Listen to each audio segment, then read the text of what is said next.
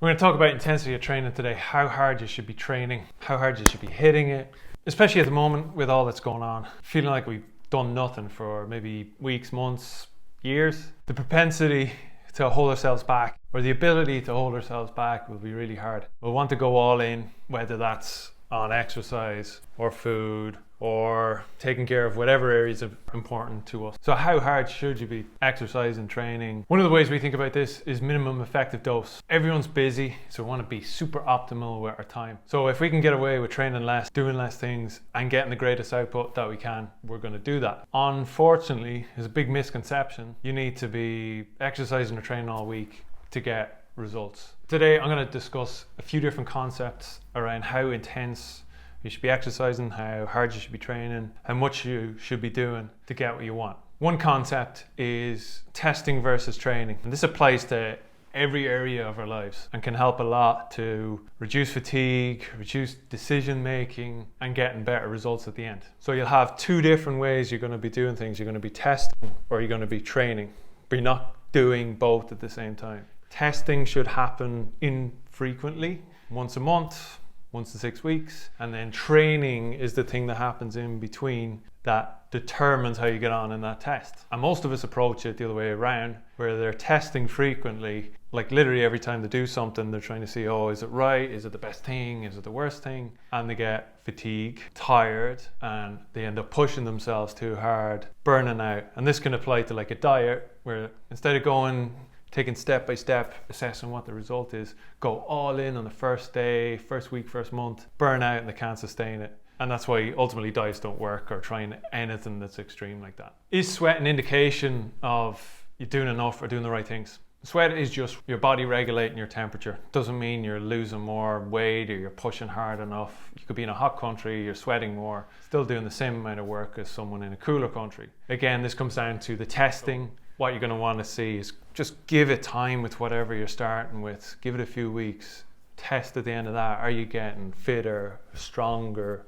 Are you losing body fat?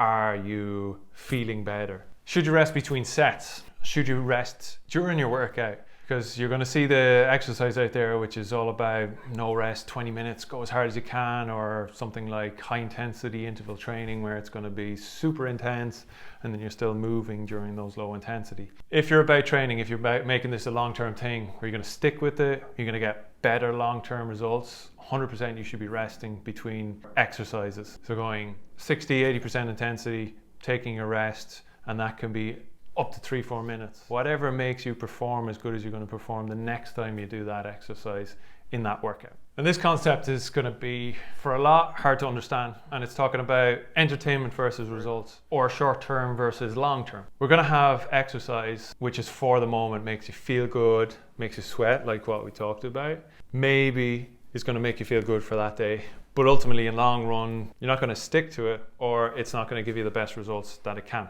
And this is exercise for entertainment. This is doing those super intense workouts, the 20 minutes or the hour where you get no rest. You feel destroyed, feel great, but you're not going to be able to sustain that over any long period. And that's where it leads to training, which, yeah, we want it to be fun and enjoyable, but ultimately it's about the long-term results. Are you getting stronger? Are you getting fitter? Are you feeling better? Are you looking better? And those really come down to testing over those infrequent periods. Training, building up over time, doing something that you can sustain now and into the future, and seeing real results. One final thing that I'm going to touch on, and the reason I'm bringing this up is because I see it so often, exercising out of guilt and shame. They're trying to almost punish themselves for choices they're making in other parts of their life, or for what's happened to them before, and they want to hurt themselves, make themselves sweat like crazy. You don't need to punish yourself. You don't need to guilt yourself into getting a result.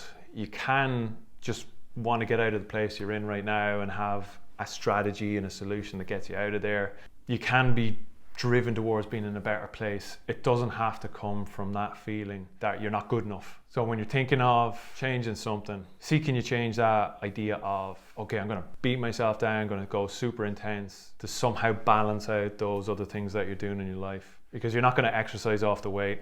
You're going to have to make good food choices. You're not going to build muscle through torturing yourself. It's going to have to be a strategic plan to get you what you want. I hope some of this has helped. If you even want to get a picture of what a proper solution might look like in terms of how you're going to get from where you are now to where you want to be and not be torturing yourself or wasting energy on stupid exercises or programs, and you just want an efficient solution that has results, go to th.ie and book a call with me. We can have a chat through where you're at now, where you want to get to, see if we'd be good fit, and we can work together.